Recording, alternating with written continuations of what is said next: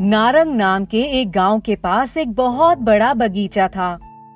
उस बगीचे में एक बहुत बड़ा कुआं था, लेकिन उस जगह कोई आता जाता नहीं था। कहा जाता था कि उस कुएं में चुड़ैलों का वास है और वहां से कई तरीके की आवाजें आती हैं। डर के कारण कोई जगह के आसपास भी नहीं भटकता था। लोगों को डर रहता था कि अगर उस जगह कोई गया तो वापस नहीं आएगा। कुछ लोग वहां गए थे जो वहां से मर कर ही वापस आए। गांव में एक बच्ची थी जिसका नाम सुमन था। सुमन देखने में बहुत ही सुंदर थी।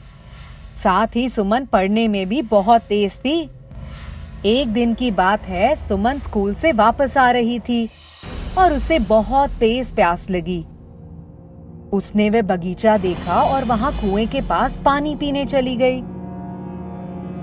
वहां उसे एक बूढ़ी औरत दिखाई दी। क्या हुआ बेटी? सुमन डर गई और बोली, आप कौन हो? आपने तो मुझे डरा ही दिया।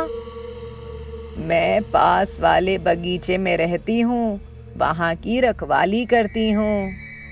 अच्छा, मैं यहाँ पानी पीने आई थी, लेकिन मुझसे कुएं से पानी नहीं निकल रहा। कोई बात नहीं बेटी, तुम यहीं रुको, मैं लाती हूँ तुम्हारे लिए पानी। बूढ़ी औरत उसे पानी पिलाती है और सुमन उस औरत को धन्यवाद करके वहां से चली जाती है। सुमन को वह बगीचा बहुत अच्छा लगता है। सुमन वहां फिर जाती है और बूढ़ी औरत के बगीचे में भी जाती है। सुमन उस औरत को दादी कहकर बुलाती है। दादी, ये लोग कौन हैं? ये सभी औरतें इस बगीचे में काम करती हैं। लेकिन ये अपना घूंघट क्यों नहीं उठा रही हैं? ये यहाँ की परंपरा है बेटा। अच्छा, अरे वाह, यहाँ तो बहुत सारे आम हैं। तुमको आम खाना है? हाँ। रुको, मैं तुम्हें अभी बहुत सारे आम देती हूँ। सुमन को औरत बहुत सारे आम दे देती है, जिसमें से कुछ आम सुमन अपनी सहेलियों को दे देती है और कुछ खुद खा लेती है। अब ऐसा रोज होने लगता है। एक दिन सुमन बगीचे में जाती है और वह खेलकर बहुत थक जाती है और उसकी नींद लग जाती है।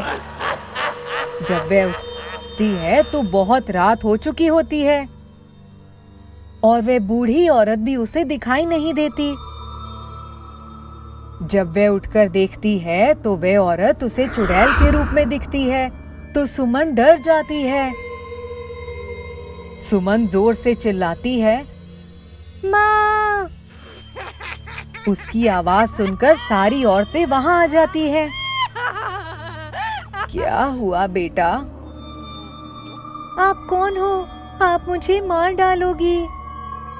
नहीं बेटा, हम किसी को नहीं मारते, डरो मत। रात बहुत हो गई थी तो हमने तुमको सोने दिया था। सुमन जैसे तैसे करके वहां रात गुजारती है। सुबह जब वे अपने घर जाती है तो सुमन को देखकर सुमन की माँ सुमन को गले लगा लेती है और कहती है, बेटी कहाँ थी तू? माँ, मैं बगीचे में थी। बगीचे में क्या कर रही थी? वहां तो बहुत सारी चुड़ैलें हैं।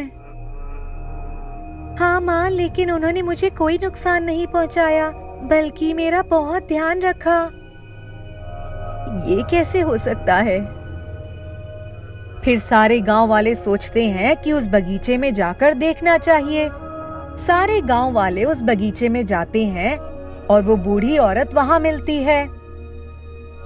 हम सब कई साल पहले यहाँ काम करते थे। अचानक बगीचे में आग लग गई और हम सब मर गए। लेकिन तब से आज तक हम इस बगीचे की देखभाल कर रहे हैं। हम किसी को नुकसान नहीं पहुंचाना चाहते, लेकिन आप सभी हमें गलत समझते हैं और आप लोग यहाँ नहीं आते। आप यहाँ आ सकते हैं और इस कुएं से पानी और बगीचे से फल ले सकते हैं। औरत की बात सुनकर गांव वालों को पछतावा होता है और उन सभी की आत्मा की शांति के लिए बगीचे में पूजा करवाई जाती है। इसके बाद सभी चुड़ैल योनि से मुक्त हो जाती हैं और गांव वाले भी खुश हो जाते हैं।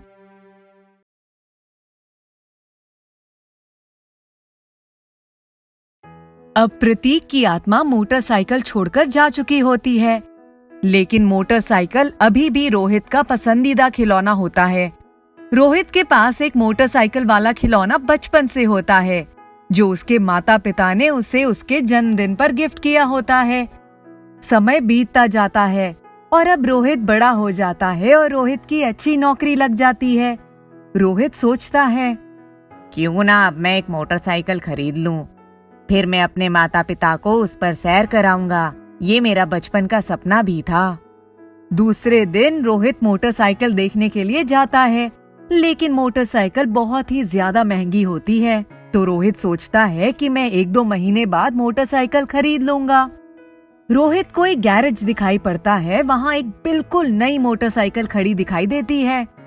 रोहित से रहा नहीं जाता और गैरेज में जाता है और पूछता है, भैया ये मोटरसाइकिल किसकी है और इसकी कीमत कितनी होगी? वो जो भाई साहब खड़े हैं ना, उनकी मोटरसाइकिल है, आप उनसे ही पूछ लीजिए। अच्छा ठीक है। रोहित मोटरसाइकिल वाले के पास जाता है और उससे पूछता है, भाई साहब ये आपकी मोटरसाइकिल बहुत ही अच्छी है, इसकी कीमत क्या होगी? मोटरसाइकिल वाले का नाम प्रतीक होता है और प्रतीक बताता है, ये मोटरसाइकिल 1 लाख रुपए की है, लेकिन मैं इसे 25,000 में बेचने की सोच रहा हूँ, क्योंकि मैं कुछ ही दिन में लंदन जा रहा हूँ। वहाँ मैं नई मोटरसाइकिल खरीदूंगा। रोहित सोचता है कि ये तो बहुत सस्ती मोटरसाइकिल है, क्यों ना यही मोटरसाइकिल ले ली जाए और बिल्कुल नई भी है। तो क्या आप मुझे ये मोटरसाइकिल बेचोगे? क्यों नहीं। और रोहित वो मोटरसाइकिल प्रतीक से खरीद लेता है और मोटरसाइकिल अपने घर ले जाता है। रोहित के माता पिता बहुत खुश होते हैं। रोहित बेटा, ये मोटरसाइकिल तो बहुत महंगी लग रही है। हाँ पापा, लेकिन मैंने ये मोटरसाइकिल बहुत कम रुपए में खरीदी है। अच्छा चलो, अच्छा है, तुम्हारा बचपन का सपना भी पूरा हो गया और घर में एक चीज भी आ गई। चलिए अब आप लोगों को मोटरसाइकिल की सैर करा लाता हूँ। और तीनों सैर पर निकल जाते हैं। फिर घूमकर वापस आते हैं और कहते हैं कि बहुत मजा आया। कुछ दिन तो सब कुछ अच्छा चलता है। मोटरसाइकिल आने के बाद रोहित की नौकरी में प्रमोशन मिल जाता है। रहने के लिए नया घर मिलता है। रोहित उस मोटरसाइकिल को लकी मोटरसाइकिल मानता है, लेकिन कुछ दिन बाद मोटरसाइकिल रोज रात को गायब हो जाती है और सुबह वापस अपनी जगह पर आ जाती है। एक दिन बिल्डिंग का गार्ड मोटरसाइकिल को बाहर जाते हुए देखता है, लेकिन उसे मोटरसाइकिल पर कोई नहीं दिखता है। मोटरसाइकिल बहुत दूर होती है तो गार्ड को लगता है शायद उसको ही कोई नहीं दिख रहा है। अगले दिन जब वह मोटरसाइकिल को फिर से ऐसे निकलते देखता है तो गार्ड के होश उड़ जाते हैं, क्योंकि मोटरसाइकिल खुद ही चल रही होती है। गार्ड हंगामा मचा देता है। सब वहाँ आते हैं और पूछते हैं, क्या हुआ गार्ड साहब, आप क्यों चिल्ला रहे हैं? ये रोहित की मोटरसाइकिल अपने आप ही बाहर गई और उसको चलाने वाला कोई नहीं था। ऐसा कैसे हो सकता है? मेरी मोटरसाइकिल तो अपनी जगह पर खड़ी है। तो क्या मैं झूठ बोल रहा हूँ? चलो दिखाओ तुम्हारी मोटरसाइकिल किधर है। चलो। सब जाते हैं और देखते हैं कि मोटरसाइकिल अपनी जगह पर होती है। देखा आपने, मोटरसाइकिल अपनी जगह पर ही है। सभी लोग बोलते हैं गार्ड नींद में होगा इसलिए ऐसी बातें कर रहा है। अब गार्ड को रोज ही मोटरसाइकिल ऐसे ही जाती दिखती है, लेकिन गार्ड किसी से कुछ नहीं बोलता, क्योंकि मोटरसाइकिल किसी को नुकसान नहीं पहुंचाती। एक दिन रोहित खिड़की के पास खड़ा होता है और देखता है कि उसकी मोटरसाइकिल अपने आप जा रही है। वह नीचे जाकर देखता है और उसको मोटरसाइकिल जगह पर नहीं दिखती। मतलब गार्ड सही बोल रहा था। इस बात का पता लगाना पड़ेगा।